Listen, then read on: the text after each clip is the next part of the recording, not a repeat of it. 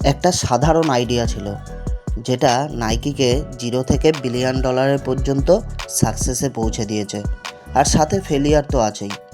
একটা গাড়ির ডিক্কিতে জুতো বিক্রি করা একজন মানুষ, আর আজ দুনিয়ার সবচেয়ে পাওয়ারফুল স্পোর্টস ব্র্যান্ড যেটার নাম নাইকি। কিন্তু আপনি কি জানেন যে নাইকিও কখনো ফেলিয়ার, লসেস আর ক্রিটিসিজমের শিকার হয়েছিল? তো আজ আমরা জানবো নাইকির সম্পূর্ণ সাকসেস আর ফেলিয়ারের গল্পটা, যেটা আপনার চিন্তাভাবনাও বদলে দেবে।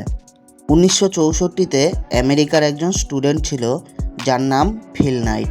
তার ধারণা ছিল যে জাপানিজ শ্যুজ আমেরিকার ব্র্যান্ডকে হারাতে পারে, আর সেই ধারণার ওপর ডিপেন্ড করেই সে তার কোচ বিল ববারম্যানের সাথে মিলে একটা কোম্পানি শুরু করে, যেটার নাম ছিল ব্লু রিবন স্পোর্টস।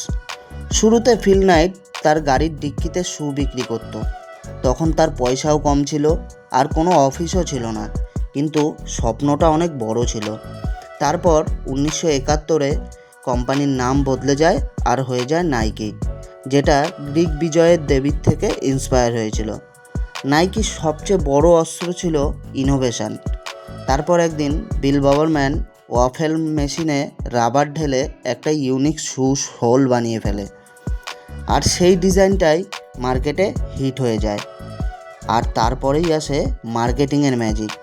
তারপর নাইকি অ্যাথলেটসদের স্পন্সর করা শুরু করে, আর সব কিছু বদলে যায় যখন একজন ইয়ং বাস্কেটবল প্লেয়ার নাইকির সাথে জুড়ে যায়, যার নাম ছিল মাইকেল জর্ডান। আর সেই সময় নাইকি মাইকেল জর্ডানের নামের অনুপাতে এয়ার জর্ডান নামের প্রোডাক্ট লঞ্চ করে, যা লঞ্চ হওয়ার সাথে সাথেই মার্কেটে এক্সপ্লোর হয়ে যায়, আর মানুষ নাইকি শ্যু কেনার জন্য লাইনে দাঁড়াতে শুরু করে। সেই সময় নাইকি শুধুমাত্র একটা শ্যুজ ব্র্যান্ড ছিল না, যা মানুষের একটা ইমোশনে পরিণত হয়ে গেছিল। বাট তারপর নাইকির এই সাকসেসের সাথে সাথে প্রবলেমসও অনেক আসে। আর 1990-এ নাইকির ওপর সিরিয়াস এলিগেশন লাগে, আর রিপোর্ট আসে যে কিছু ফ্যাক্টরিতে ওয়ার্কারদের স্যালারি খুব কম দেওয়া হচ্ছিল, আর তাদের ওয়ার্কিং কন্ডিশনও খুব খারাপ ছিল। তখন সারা দুনিয়ায় নাইকির বিষয়ে সমালোচনা হতে শুরু হয়, আর মানুষ নাইকিকে বয়কট করতে শুরু করে, আর তাতে কোম্পানির ইমেজও ডাউন হতে থাকে। শুধু এটাই নয়, অন্যদিকে কম্পিটিশনও ডেঞ্জারাস হতে থাকে। তখন অ্যাডিডাস আর রিবকের মতন দুটো ব্র্যান্ড মার্কেটে অ্যাগ্রেসিভভাবে গ্রো করতে থাকে। কিন্তু এই প্রবলেমের পরেও নাইকি কখনো হার মানেনি। তারপর কোম্পানির ফ্যাক্টরিকে ইমপ্রুভ করে, ওয়ার্কার কন্ডিশনও বেটার করে, আর ট্রান্সপারেন্সির দিকে ফোকাস দেয়। আর তারপরেই নাইকি ডিজিটাল ওয়ার্ল্ডে এন্ট্রি মারে, যেমন ফিটনেস অ্যাপস, অনলাইন শপিং ও স্মার্ট মার্কেটিং ও সেলিব্রিটি কোলাবোরেশন।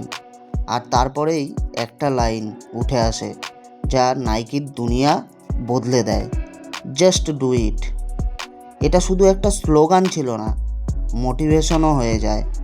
আর তারপর ক্রিস্টিয়ানো রোনাল্ডো, সেরিনা উইলিয়ামস ও লিবন জেমসের মতো স্টারদের সাথে পার্টনারশিপ নাইকিকে আবারও নাম্বার 1 বানিয়ে দেয়। আর আজ Nike $1 billion empire. But Nike story আমাদের একটা পাওয়ারফুল শিক্ষা দেয় যে কখনো ছোট শুরুতে ভয় পেলে হবে না, আর ফেলিয়ার কখনো পার্মানেন্ট হয় না। সবসময় এটা মনে রাখতে হবে যে ইনোভেশন সাকসেসের রিয়েল পাওয়ার, আর কনসিস্টেন্সি সাকসেসের শর্টকাট। একবার ভাবুন যে একজন মানুষ তার গাড়ির ডিক্কিতে শ্যু বিক্রি করত, আর আজ তার ব্র্যান্ড পুরো দুনিয়া চালাচ্ছে। তো স্বপ্ন বড় রাখুন, ফেলিয়ার থেকে শিখুন, আর চেষ্টা করতে থাকুন। ভিডিওটা ভালো লাগলে একটা লাইক করে দেবেন, চ্যানেলটিকে সাবস্ক্রাইব করে দেবেন, আর কমেন্টে বলে যাবেন নেক্সট কোন ব্র্যান্ডের সাকসেস স্টোরি চাই।